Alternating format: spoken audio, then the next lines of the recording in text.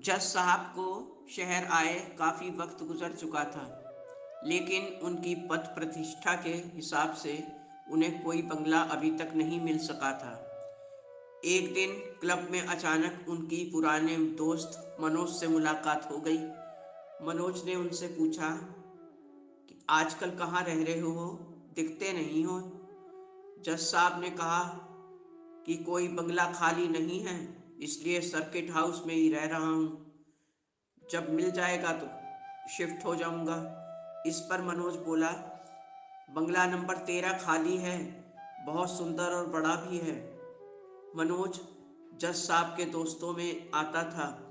तभी उन दोनों की बात सुन रहे एक अन्य सज्जन बीच में ही बोल पड़े, वो बंगला खाली ही रहता है हमेशा, कोई उसमें नहीं रह पाता, क्योंकि उस बंगले में आत्माओं का साया है। तभी जज साहब बीच में ही बोल पड़े, अरे भूत आत्मा कुछ नहीं होते हैं, सब भ्रम होता है। अब तो मैं ज़रूर वहाँ जाकर रहूँगा, वो भी अपने पूरे परिवार के साथ। अब सब आसपास वाले लोग भी खड़े भौचक्के से जज साहब को देख रहे थे, क्योंकि वो भी उस बंगले के बारे में और उसके शापित होने के बारे में बहुत कुछ सुन चुके थे। और शाम के बाद उस बंगले की तरफ से कोई भूल कर भी नहीं निकलता था। अब एक दो दिन में ही जज साहब अपना साजो सामान और सब घर वालों को लेकर उस 13 नंबर बंगले में पहुंच गए। जज साहब के परिवार में उनकी पत्नी और 3 बेटियां थीं। कुछ दिन तो बंगले में जज साहब और उनका परिवार ठीक से रहता रहा, मगर कुछ ही दिन बाद सारे घर वालों की बेचैनी अचानक बढ़ने लगी, क्योंकि सब घर वालों को रात में सोने के बाद कई दिनों से एक ही सपना दिखाई दे रहा था कि एक बहुत बुजुर्ग आदमी, जिसके सिर के बाल, दाढ़ी और वस्त्र सब कुछ सफ़ेद थे और चेहरा बहुत डरावना था, वो रोज़ ही उन सब से कह रहा था कि मेरा बंगला खाली कर दो, ये जगह सिर्फ मेरी है, वरना मैं तुम सबको बर्बाद कर दूंगा। जब घर वालों ने इन सपनों की चर्चा आपस में एक दूसरे से की, तो जज साहब बोले, सपने सच नहीं होते हैं, ये सब हम लोगों के दिल का डर है, क्योंकि हम लोगों को इस बंगले के बारे में ये सब मालूम है, इसलिए सोने पर भी वही ख्याल दिल में आ रहे हैं। घर वालों ने, रिश्तेदारों ने और दोस्तों ने जज साहब को बहुत समझाया कि ये जगह खाली कर दो, परंतु जज साहब जिद पर अड़ गए। एक दिन मनोज घूमते फिरते उनसे शाम को मिलने पहुंच गया 4 बजे के करीब। तो जज साहब लॉन में बैठे चाय पी रहे थे। मनोज को देखते बहुत खुश हुए। मनोज ने कहा, यार यहाँ बहुत सन्नाटा सा लग रहा है, घर के सब लोग कहाँ हैं? तो जज साहब बोले, तुम्हारी भाभी तो किचन में है और बेटियाँ वो अपने रूम में पढ़ रही हैं। दोनों लोगों ने साथ साथ चाय पी। फिर जज साहब ने मनोज से कहा, चलो तुमको अपनी बेटियों से मिलवाता हूँ। ये कहकर मनोज को साथ लेकर बेटियों के कमरे में दोनों लोग पहुँचे, तो वहाँ का दृश्य देखकर दोनों की चीख निकल गई। तीनों बेटियां जहाँ तहाँ रूम में फर्श पर पड़ी हुई थीं, तथा उनके गले पर उंगलियों के निशान उभरे हुए थे। किसी ने बहुत बेदर्दी से उनका गला दबाया था। दौड़कर दोनों बेटियों के पास पहुँचे तो 2 बेटियां मर चुकी थीं, एक बेटी बेहोश पड़ी थी। घर में कोहराम मच गया। जज साहब की पत्नी वहीं चीख सुन के पहुँच गई। अब रोना पीटना मचा था। मनोज दौड़ के पास से डॉक्टर को बुला लाया। जो बेटी बेहोश थी उसका उपचार किया जाने लगा। बहुत मुश्किल से उसे होश में लाया जा सका। जब उसके होश हवास कुछ ठीक हुए तो उसने बताना शुरू किया कि हम तीनों बहनें यहाँ पढ़ रहे थे कि अचानक कमरे में तेज़ तेज़ हवा के झोंके आने लगे। जब तक हम खिड़की बंद कर पाते, तब तक एक तेज़ खुशबू की महक सारे कमरे में फैल गई। कमरे की लाइट भी जलने बुझने लगी। तभी हवा में बड़े बड़े नाखूनों वाला एक पंजा हमारी तरफ बढ़ने लगा और कुछ ही देर में वहाँ डरावना बूढ़ा, जो रोज हम सबको सपने में दिखता था, हमारे करीब आ खड़ा हुआ।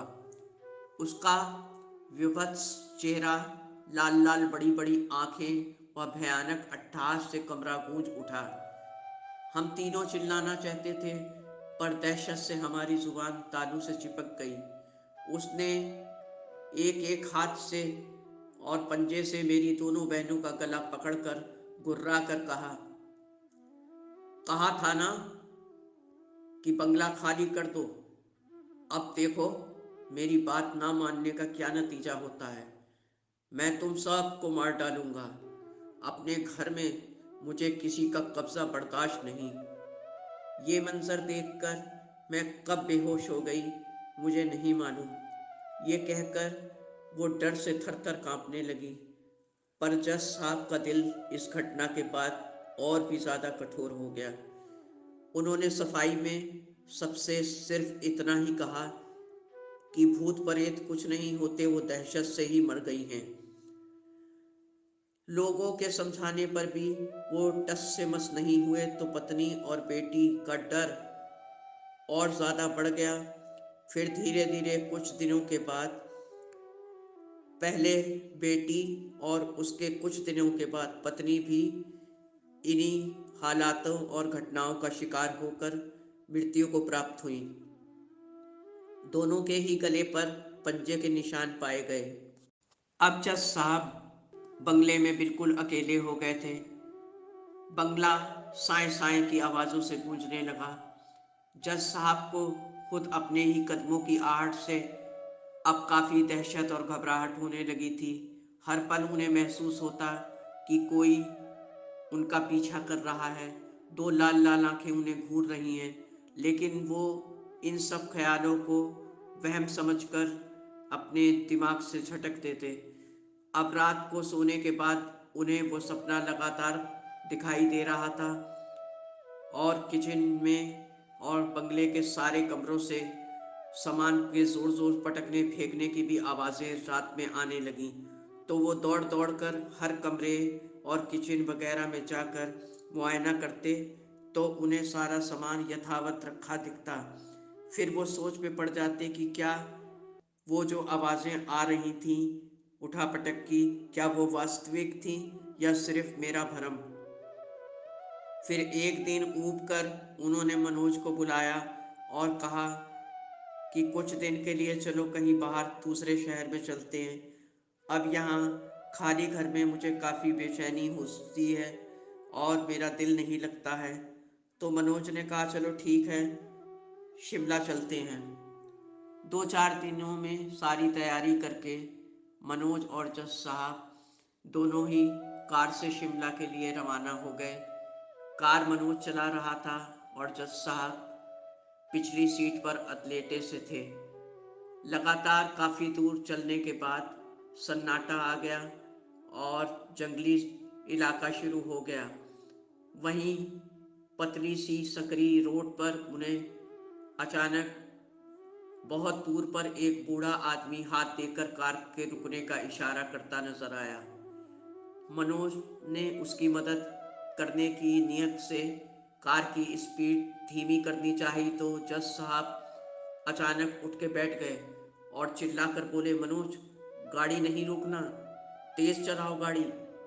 मनोज बहुत खतरा है, ये वही बूढ़ा है जो हमारे सपने में दिखता है, जिसने मेरे सारे परिवार को ख़त्म कर दिया है।